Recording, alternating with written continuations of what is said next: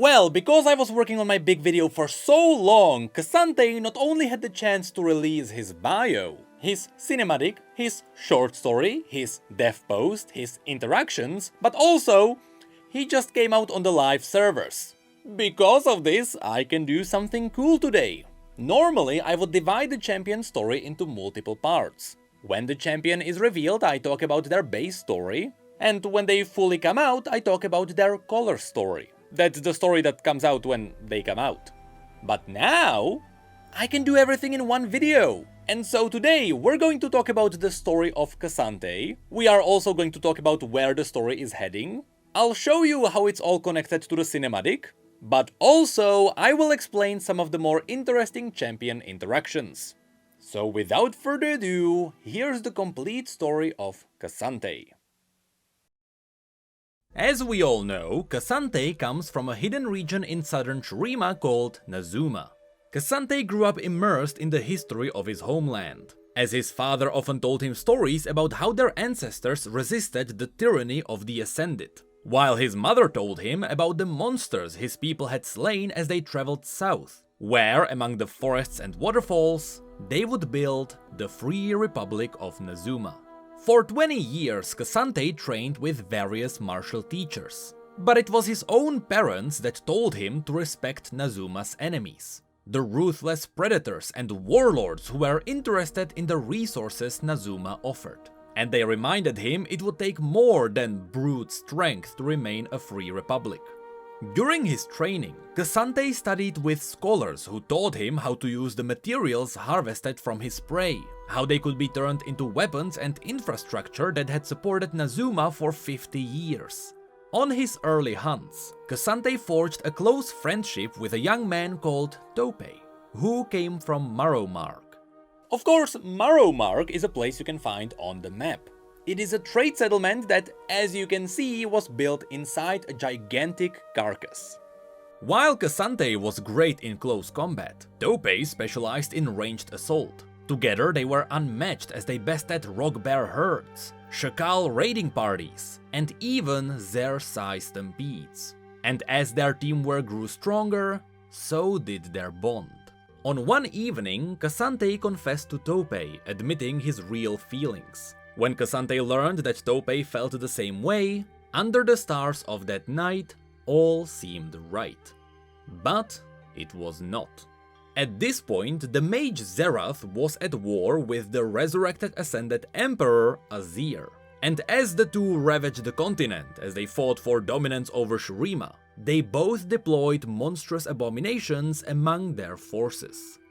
This is where we can mention something very interesting. In Cassante's death post, you may learn that these abominations are the Bakai.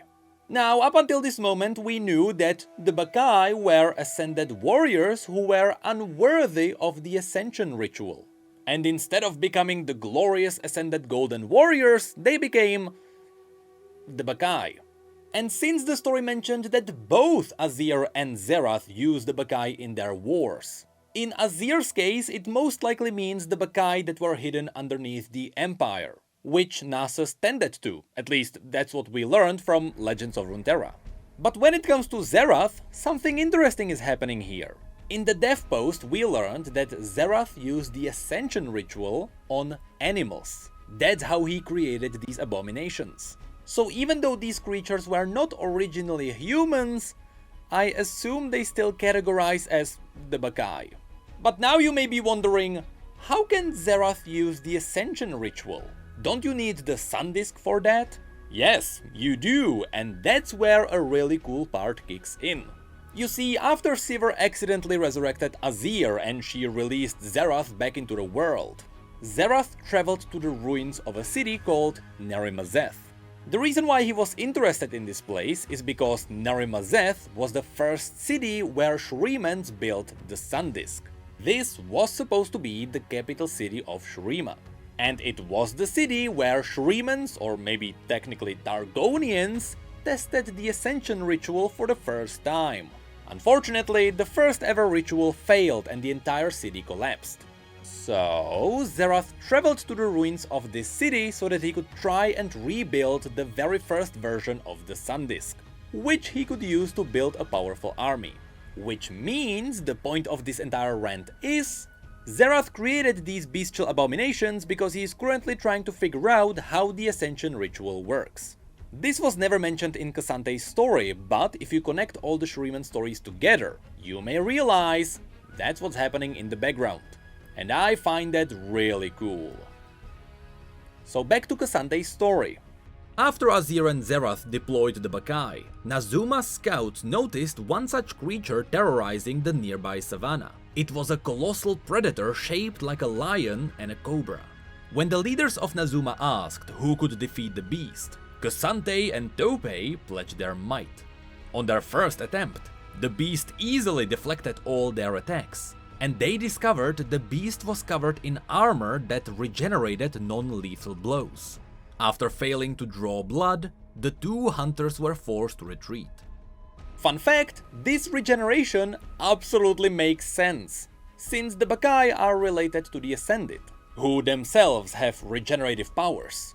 I mean, look at Renekton, whose flesh and bones can snap back together. But also, since they are all somewhat related to blood magic, even though that part is still hazy, it still makes sense why this Bakai beast would be able to regenerate too. The two hunters returned to the beast again and again. Cassante's frustration burned. He wanted to become Nazuma's greatest hunter. He had to slay this beast. Nothing else mattered. He trained dawn to dusk, convinced that Topei would understand. Meanwhile, Topei studied the beast. And even as he presented his plan to Cassante, he quietly questioned if the two were strong enough.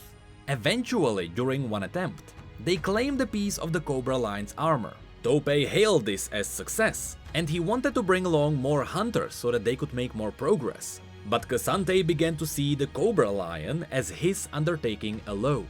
The heroes he idealized when growing up never failed in battle, so Cassante couldn't either, especially not by accepting more support for his battle. After trying Topei's ideas, which weren't working, Cassante wondered if Topei was holding him back, so he dismissed Topei's strategies as futile. Hurt, Topei mentioned that blind training was no better, and that Cassante's determination turned into self-serving, self-minded drive.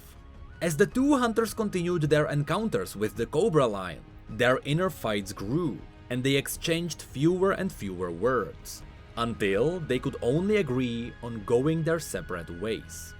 All this arguing is what you can see in Cassante's cinematic. Over the next year, Cassante kept training and he had made some progress, but he realized his strength was not enough. He needed help. So he gathered the courage to visit Topei's home, only to learn that his former partner returned to Marrowmark. However, Topei left behind his journal to assist Cassante in his fight against his greatest monster. And from this journal, Cassante finally learned what the Cobra Lion truly was. Topei claimed that the beast was a Bakai, a failed ascended being. He theorized that it was a vile misuse of magic, and that it was likely Zerath who fused Shuriman animals using the Ascension ritual. Engrossed, Cassante read through the entire journal, discovering Topei's theories about how to slay the Bakai. And by that evening, he came up with a plan to practice Topei's theories on lesser monsters. As his skills grew, just like he mentioned in his cinematic, Cassante realized his pride had led him astray. He respected his enemy more than his partner's ideas. After accepting his shortcomings, Cassante steadily moved on, thankful for what they had shared, but also grateful to walk his own path with a new perspective. And so, beneath the scarlet sky, Cassante approached the Cobra Lion once more. And of course, this is where the cinematic happens. However, the story explains what exactly happens. Cassante calculated his opponent's every maneuver, dodging when the beast struck and striking when the beast slipped. Sunrise became sundown, his weapons were shattered, his body bloodied, but his spirit was unyielding. Inspired by Topei's theories, when the beast tired, Cassante cornered it against a waterfall, where the natural waters weakened the Cobra Lion's armor. allowing Cassante to deliver the final blow. Exhausted, Cassante stood tall, proud not of what he had accomplished, but of the journey he had taken. When he returned home, he was celebrated. Following tradition, he donated the creature's body to the scholars who studied it, keeping only a couple of slabs of its armor to refine the design of his signature Notofo weapons. They were now engineered to retain the regenerative properties on the outer layer, meaning Cassante could wield them as sharp blades until they reformed. For a finishing detail, he carved onto each Notofo the symbol of the Cobra Lion, which Topei had drawn in the journal. Though their time together had ended, Cassante knew his success was not achieved alone. Today he is hailed as the pride of Nazuma, but if he is ever to become its greatest leader, he has learned he must never again let ego cloud his judgment. His home's future, with the ascended threat looming, is uncertain. But Cassante knows that should Azir or Zerath dare march to the south, he stands ready to fight. Now, this was Cassante's bio. To be fair, it was a pretty good one. A grounded story about heroism that also has a touch of the overall Shuriman lore. But with Cassante's release, we also got the color story called Everything We Should Have Said, which tells us what Cassante is doing now from his perspective. Unfortunately, the color stories are mostly focusing on the characters and not really on pushing the lore forward, so let me sum this story up. The story starts with Cassante fighting back the crazed followers of the Ascended. Specifically, these were the zealots of Zerath who seeked Cassante's death. Unfortunately for them, they were driven by bloodlust and not strategy. Unfortunately for Cassante, there was a lot of them. So the battle wasn't easy, but it wasn't anything Cassante couldn't handle. Soon, however, the fight was interrupted when a small squad of armored archers arrived on the battlefield. The leader of the squad assured Cassante they were Nazuma's allies, and together they put the rest of the zealots down, so they could no longer shout about the non-believers. After the battle was over, to the surprise of nobody, it was revealed that the leader of the archers was Topei himself. Topei invited Cassante to their nearby camp, and Cassante was ready to enjoy some earned rest. But before he could make a step, he collapsed from exhaustion. When he woke up, he found himself in a bed, beneath soft blankets that came from Marrowmark. Then it was Topei who told him that he slept for 2 whole days. From the following conversation between the two, we learned that the Ascended forces were slowly approaching the south. Topei expected Nazuma's finest to defend the land, but instead he was surprised to only find Cassante, fighting over 20 of their soldiers alone. Although, given his egoistic past, he wasn't too surprised. The conversation then shifted more towards jokes, as Topei showed Cassante the camp, and the two talked about their past. The entire time, Cassante was unsure how either of them felt about their reunion. Cassante pointed out that it looked like Topei had made it, and Topei agreed that it was unbelievable that he led his own band of fools, and nobody removed him from command. They were supposed to call him Commander, but he didn't like that title. Cassante pointed out it was better than the Pride of Marrowmark. Topei laughed and asked if the Pride of Nazuma would have any celebrations. Cassante told him that there would be one in his name, held in the Hunter's Hall of Nazuma. It would happen next month. Topei cheerfully answered it was right around his wedding. This left Cassante stunned, and all he managed was to smile as he congratulated him. Topei thanked him and pointed out that they would miss each other's special occasions. In that moment, it dawned on Cassante how he missed their moments together, and yet he knew it was the right choice to separate. The final Cobra Lion hunt broke them. The past was the past, and he was ready to move on.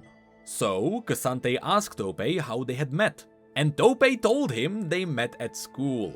Apparently, after the Cobra Lion hunt, Topei traveled back to Marrowmark and went back to school, which is, quite funny to read about in this universe. But there, at school, Topei took a few years to learn about everything, strategies and cultures of Noxus, Demacia, and even the Freljord. A little bit later in the conversation, Topei finally gave the name of this story sense. as he mentioned the words he always wanted to say but he never did. I'm sorry. He was sorry for not supporting him back then during the hunt. He didn't realize how much the hunt meant to him. But Cassante interrupted him, saying that he was wrong. It was he who hurt him. There was a moment of silence after Cassante explained what happened after Tope left. But Cassante mentioned that Tope should also thank him, because by doing what he did, he also helped Tope's career and his love life. After which the conversation went back to jokes, and the story ended with promises and toasts about defending their homes. It was a pretty good read that explained the current occupation of the south by Zerath, and it was explained how much of an adult Cassante is, as he was able to leave the past behind. Now, before we wrap the video up, let me quickly mention some of the more interesting interactions that Cassante has with the other champions. Specifically, he's gonna have some interesting lines against Shurimans. You are Bakai, are you not? Okay, is that it? He does have this line against Rammus, where he questions if he is a Bakai. To be fair, we still don't know what Rammus is. That's kinda the point of his lore. His lore is that nobody knows what's going on with him, but he carries a great life-changing wisdom. Ironically, he only says okay. But here, it means Cassante is just calling him monstrous. Nasus, you watched your kind kill my people. Never again! Then he has these lines similar for both Nasus and Renekton. He just doesn't respect them for what they had done. Azir, you think you were born to rule me, but I was born to live free. Azir has the more interesting lines. In the Shuriman story, Azir is written as a simply kind-hearted emperor, but that's only from the perspective of those who willingly follow him. If you decide to stand against him, Azir can be brutally ruthless. So that's why some people like Talia or Cassante see Azir as a tyrant. You think empire means strength, Darius? Grow up, boy. Also, there is this funny line against the might of Noxus, referencing how Cassante grew past just brute strength. A brighter tomorrow, Jace, for all, or for those like you. He also has some interesting lines against Piltovans, who can be hypocritical. In a way, the relationship of Piltover and Zaun reflects on Shurima and Nezuma. Don't hold back, Jax. Let me learn from the best. The man who made gods bleed. Show me, Atreus. Also, Cassante's skills are constantly growing, so he has these lines against champions like Jax. But Pantheon is probably the coolest one given his history. Hello, colonizer! How do you wish to die today? And yes, he is also aware of the tyrants of Noxus, even though Swain is probably the lesser evil of them all. The lives lost, the Bakai, all victims of your pride, Zenith. Of course, we can't forget these lines against Zerath, where he just confronts his crimes. All those books, Nasus! For what? Then, very quickly, I want to point out that this line references the fact that Nasus was a librarian. I mean, the Great Library of Nasus was named after him. Haha! See the way they scramble like baby armadillos! And lastly, a baby armadillo is a direct reference to one of Tope's quotes from the story. He also has a few of these amazing lines that basically explain the lore to you in-game. I love when Riot does this. My ancestors built Nazuma. No god, king or beast could conquer them, and none will conquer me. We were friends, then lovers, then apart. Some hunts fail, some love stories too. But that is it for the story of Cassante. It was pretty cool to cover it all in a single video. If you guys like this style of storytelling, I may do it more often. Though lore videos usually do best when I release them soon after the reveal. But yes, Cassante's story was pretty cool. I like the fact that it indirectly moved the Shuriman story forward. For a while, we didn't really know what Zerath was doing. We knew he moved to Narimazeth and we only speculated as to what he might be doing there. But now we know he is experimenting with the original Sandisk. Which also means, in the future, there should also be a great battle of the Ascended. And I can't wait for the upcoming war of Azir against Zerath. But my hopes are not too high because I know what happens to these hypothetical events.